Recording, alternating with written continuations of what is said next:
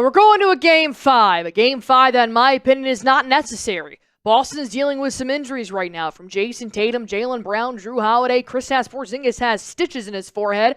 It's just not necessary. But when you turn the ball over that many times, 19 to be exact, the Orlando Magic have a very good three-point defense and overall defense. They're going to take advantage of it. And then you get a score like this, 95-93. Now, if you guys did watch the game, you'll understand the referees were horrible, terrible. But I have never been one to blame a loss on referees. But I will point out in the last 2 minutes, the referees made multiple calls that they retracted on, a.k.a. out on the Magic, Boston Celtics basketball. Actually, it looks like Al Horford might have touched it. Without reviewing it, they just changed it. Then they're going to call on defensive 8 seconds on the backcourt. An offensive 8 seconds on the backcourt against Paolo Banchero. One referee called 8. The other one said, well, the ball technically touched the front court, so that one got overturned. That all happened within the last minute of the ball game. Like I said, I'm never one to blame a loss on the referees, but you do have to acknowledge that air was completely sucked out of this Boston Celtics team to try and get back and take the win. So, unfortunately, Boston does now fall to 2-1 against the Orlando Magic in this possible 7-game series. So, let's go on ahead and just jump into what I saw here. Number 1 from Jayson Tatum, who was listed as doubtful the morning of the game. Then upgraded to questionable to about an hour before the game, and then finally was active. And thank God he was. 36 points, 9 boards, 45% from the field, and 40% from the three-point line. Orlando was on their ish tonight when it came to defending the three-point line, that's for sure. They held Boston to a very, very low three-point, even attempted. 27 threes attempted, 9 threes made. I can't tell you the last time Boston made as many as 9 threes. It's just a very low number. So right there, Boston struggled to find a rack. I noticed a lot here, especially in the second half. Boston was almost stuck at the top of the key, around the perimeter. They kept trying to drive, they get cut off. They try to drive again, they get cut off. So then they chuck up some random shot with 2 seconds left, and it just wasn't a good offensive production. And it doesn't help when Boston had a 10-point lead heading into half, and then you come out in the third quarter and you only score 11, while the Orlando Magic scored 24. That just can't happen either. Same thing with Jaylen Brown. He was listed as questionable heading into the game, and he ended up playing 19 points, 6 boards, 1 for 2 from downtown, 7 for 4 from the field. So Jaylen Brown, I think this is kind of an average game for Brown, 22 points, but he normally averages. I would have liked to see a little bit more aggression the same way that I did in the first quarter. Brown had 6 points in the first quarter, and then after that, he just kind of stopped being aggressive, driving down low, and that was definitely proven to be an Achilles heel for the Orlando Magic. Same thing here with Derek White. White repeatedly would stand there and dribble for 5-7 seconds stagnant at the top of the key. Derek White does very good at blowing past defenders and just lightly laying in a finger roll or a layup. Derek White didn't really do that until later in the fourth quarter, where it actually made a difference. And I thought, why haven't we been doing this the entire second quarter? It just felt like Boston wasn't clicking. They weren't there. They were in the first half. In the second half, I'm not sure what happened. Maybe the offensive fouls and the defensive fouls that the referees were calling just literally sucked all of the air out of their offensive rhythm. But it's also kind of tough when Drew Holiday doesn't play, so I'll give them that. Drew Holiday did not play, which is a big defensive factor. And then you have Peyton Pritchard. This was the game I was afraid of. If you've been watching the Boston Celtics game as much as I had this year, I've gone live for over 60 games this season alone. Pritchard's very inconsistent. And he showed more signs of consistency this year, but this is what I was afraid of. Pritchard has had 14 points in Game 2, 19 points in Game 3, dishing it out, rebounding. And then when you really need to rely on Peyton Pritchard because Drew Holiday is not playing, he gives you 26 minutes, 3 points, 1 board, and not a single 3 taken? I can't tell you last time Peyton Pritchard didn't take a 3 at all. And that is an attribute to the Orlando Magic's defense, who just absolutely seemed to lock up Peyton Pritchard and pretty much everybody else from downtown here tonight. And that was, another fear that I had for Boston heading into a game in Orlando when obviously that momentum is 110% going to be on Orlando's side. But what also kind of scares me is that Boston actually does play better on the road.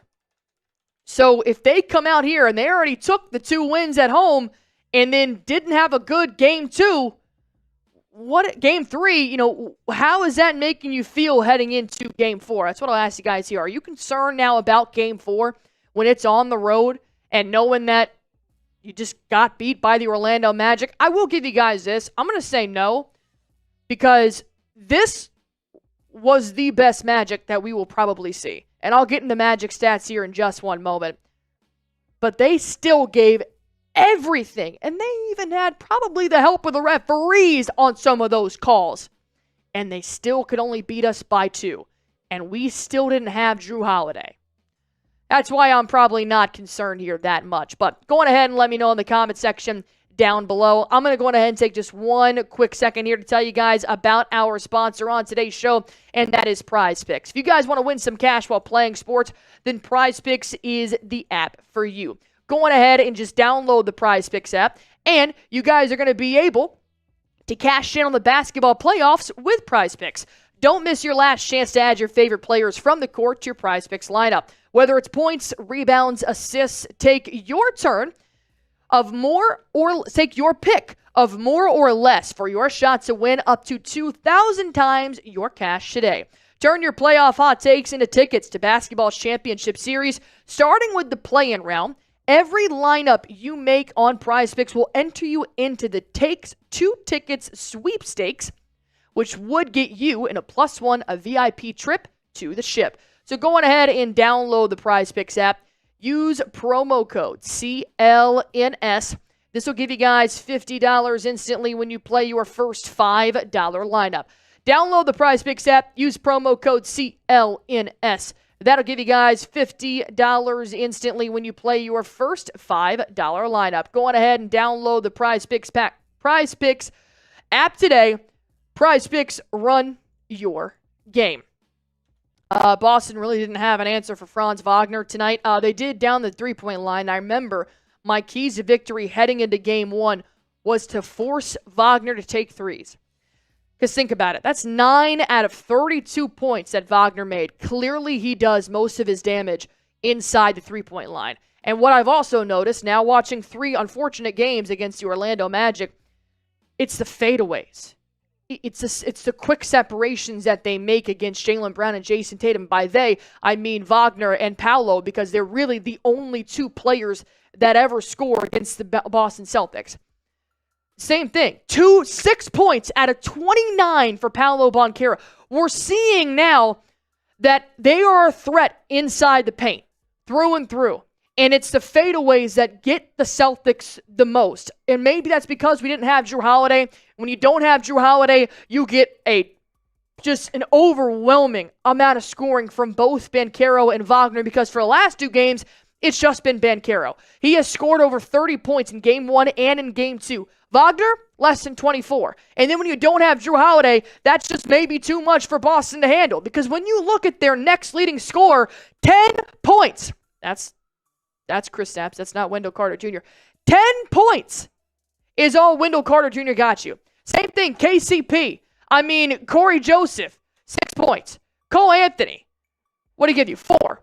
Clearly, it's just Banchero and Wagner that are who you need to stop. So whether that means clogging the paint, then that means clogging the paint. Because look, I'll take Wagner to take 15 shots. He'll probably make 4.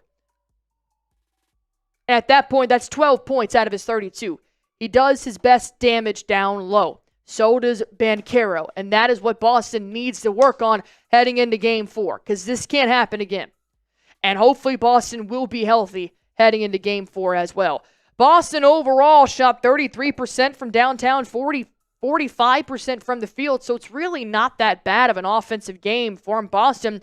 What got you is the turnovers.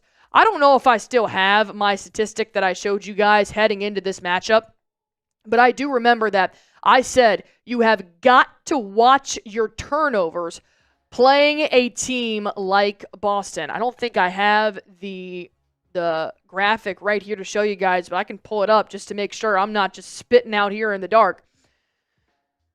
Boston, when they lost in December, they had 19 turnovers.